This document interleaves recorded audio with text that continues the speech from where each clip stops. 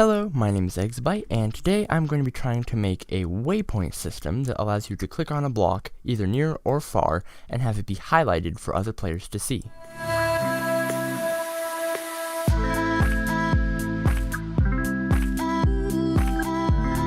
Now, to do click detection for this project, I'm going to be using a much more efficient design involving a carrot on a stick, because apparently there is a stat that measures how many times you've clicked on a carrot on a stick.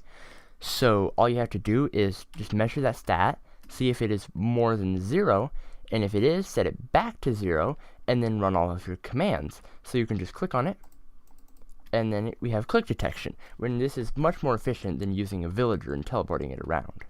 Now that we have click detection working, we can work on the next part of the project, which will be raycasting. And now this will actually be quite difficult because we can't just use caret coordinates, because using those coordinates, it would select the block, a certain number of blocks in front of us. So it would just sort of like have this thing hovering in front of us.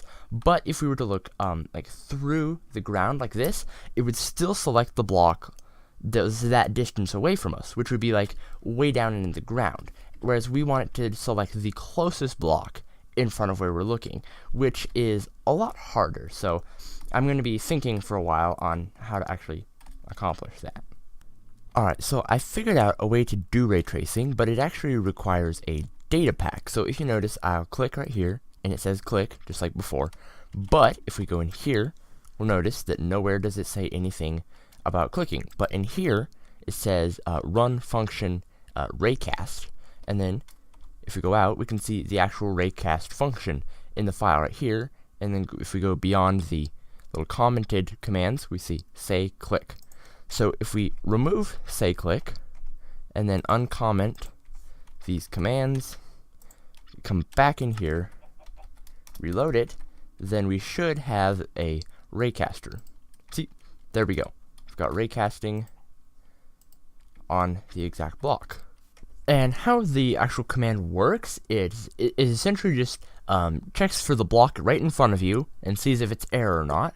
And if it's air, then it will move forward 1 and run the function again. And because this is a data pack, it'll actually run that all in one tick. So like if you were normally if you were to run it again, it would do it each tick and slowly move forward. But apparently, if you have the function run itself in a data pack, that will run below the tick level, and it'll actually loop like pretty much infinitely in one tick until it hits a block. And then finally, just if it hits a block, then set it to stone. That way we can actually know if it hit. So now that we have the raycasting out of the way, I want to actually select the block, and I don't want it to just turn into stone. I want to still preserve the block. So I'm thinking we have it where it sort of glows, and in order to do that, I'm probably gonna like have a magma cube that's glowing, and then like snap that to the block, making it look like the block is glowing. And to summon the magma cube, we'll run this command right here, and then that'll summon it, and it snaps to the block, except it actually snaps to the corner right there.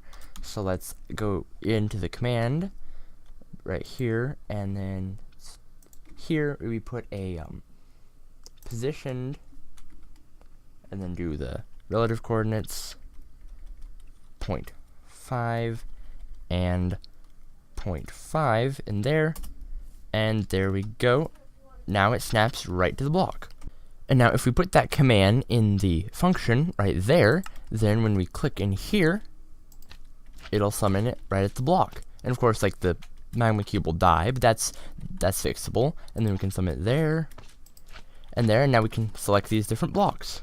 Alright, so the magma cubes don't die anymore, but now I need to get a way for them to disappear after a certain time. So I'm probably going to add a scoreboard for each of these magma cubes that'll count down, and then once it hits 0, then it'll get rid of the magma cube. Alright, I made it so that when summoning the magma cube, it sets the timer value to 800, as well as having the name be marker, just so it can be identified easier. And then every tick, we will reduce the score value by 1, and then kill any entity with a score value of less than 1.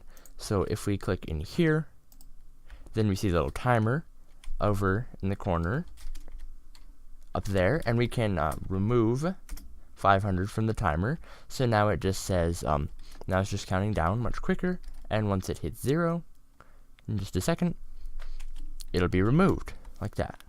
And by adding this command there, that I actually copied out of this command block, that allows us to get rid of the command blocks, and still be able to do everything, just like that. So it's now a fully datapack thing that we're doing here. And that's pretty much it. We now have a path trace little marker datapack that allows you to put markers on any block you look at. And now I will have this, I will have a download link for this in the description if you want to check it out for yourself. If you enjoyed this video, be sure to give it a like, and if you want to see more, then subscribe and click the bell so you don't miss any of my videos. And I'll see you next time. Bye!